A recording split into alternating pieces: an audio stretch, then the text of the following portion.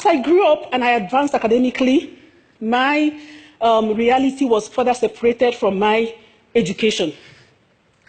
In history, I was taught that the Scottish explorer, Mungo Park, discovered the Niger River. And so it bothered me.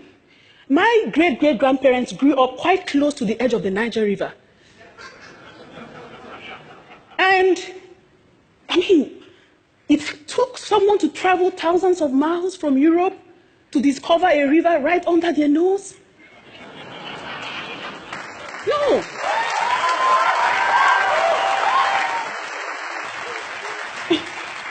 What did they do with their time? Playing board games, roasting fresh yams, fighting tribal wars.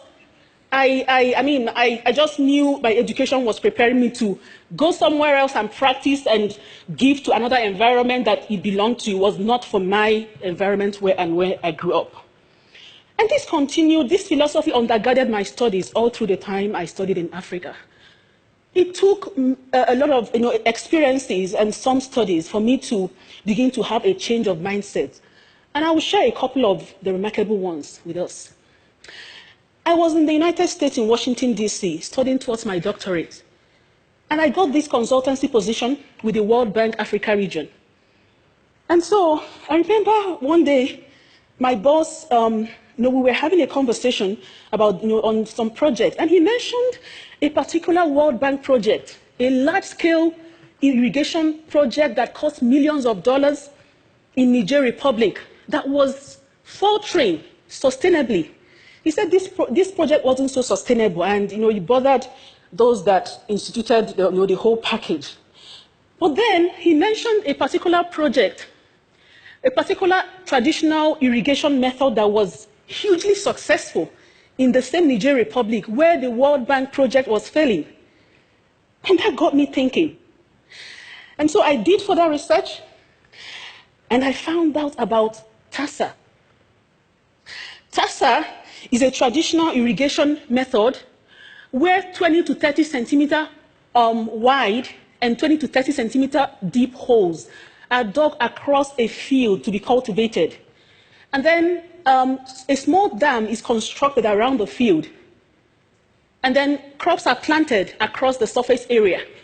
What happens is that when rain falls, the holes are able to store the water and appropriate it to the extent that the plant needs the water. The plant can only assimilate as much water as needed until harvest time.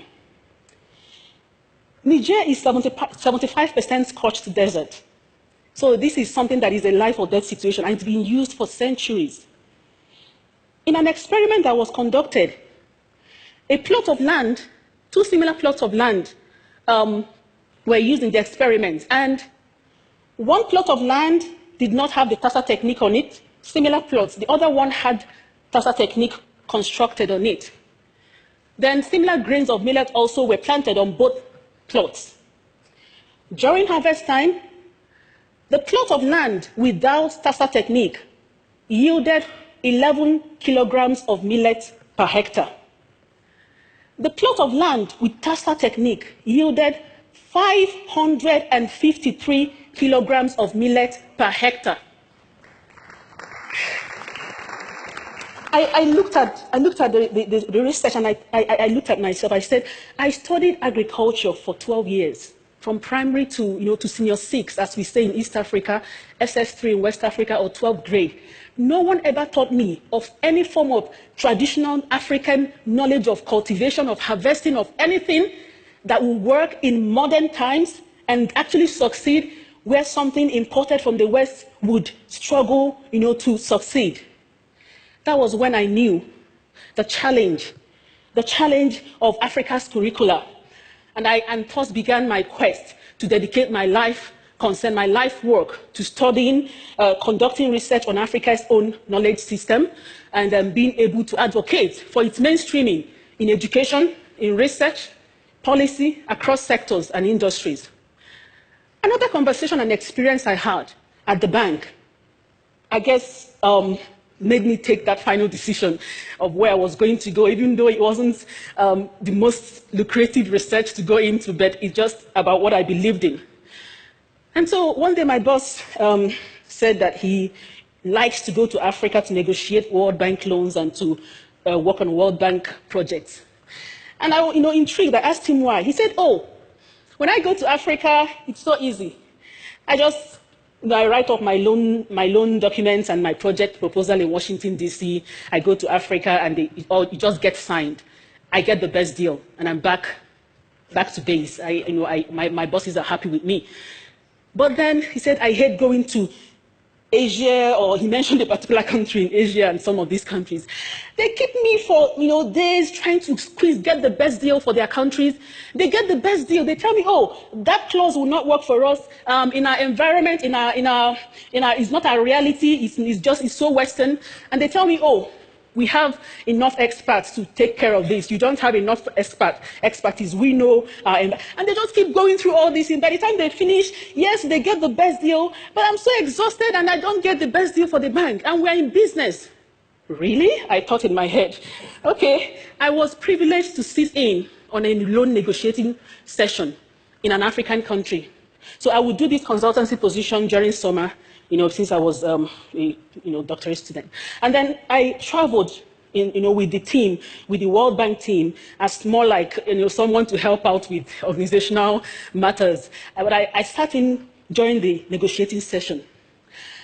I had mostly Euro-Americans, with me from Washington, D.C. And I looked across the table at my African brothers and sisters. I could see intimidation on their faces. They didn't believe they had anything to offer the great-great-grandchildren of Mungo Park. The owners of Apple in A is for Apple. They just sat and watched and, oh, just give us, let us sign. You own the knowledge, you know it all. Just, where do we sign? Show us, let us sign. They couldn't even, they had no voice. They didn't believe in themselves. Excuse me. And so, I have been doing this for a decade. I have been conducting research on Africa's knowledge system, original, authentic, traditional knowledge. In the few cases where this has been implemented in Africa, there has been remarkable successes recorded. I think of Gachacha. Gachacha is Rwanda's traditional judicial system that was used after the genocide. In 1994, when the genocide ended, Rwanda's national court system was in shambles. No judges, no lawyers to try hundreds of thousands of genocide cases. So government of Rwanda came up with this idea to resuscitate a traditional judicial system known as Gachacha.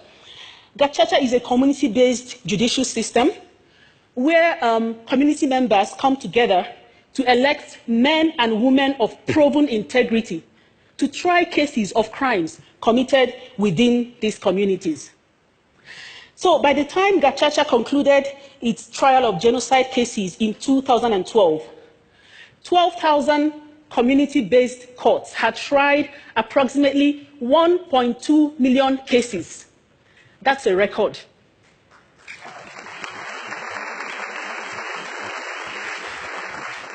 Most importantly is that Gachacha emphasized Rwanda's traditional philosophy of reconciliation and reintegration, as against the whole punitive and banishment idea that undergirds present-day Western styled, and not to compare, but just to say that it really emphasized Rwanda's traditional method of philosophy. And so it was Mwalimu Julius Nyerere, former president of Tanzania, who said that you cannot develop people. People will have to develop themselves. I agree with Mwalimu. I am convinced that Africa's further transformation, Africa's advancement, rests simply in the acknowledgement, validation, and mainstreaming of Africa's own traditional, authentic, original, indigenous knowledge in education, in research, in policymaking, and across sectors. This is not going to be easy for Africa. It's not going to be easy for a people used to being told how to think, what to do, how to go about it. A people long subjected to the intellectual guidance and direction of others, be it the colonial masters, aid industry, or international news media. But it is a task that we have to do to make progress. I am strengthened by the words of Joseph Shabalala, founder of the South African Choral Group, Lady Smith Black Mambazo, He said that the task ahead of us can never, ever be greater than the power within us. We can do it. We can unlearn looking down on ourselves. We can learn to place value on our reality and our knowledge. Thank you, Asante San. Thank you. Thank you.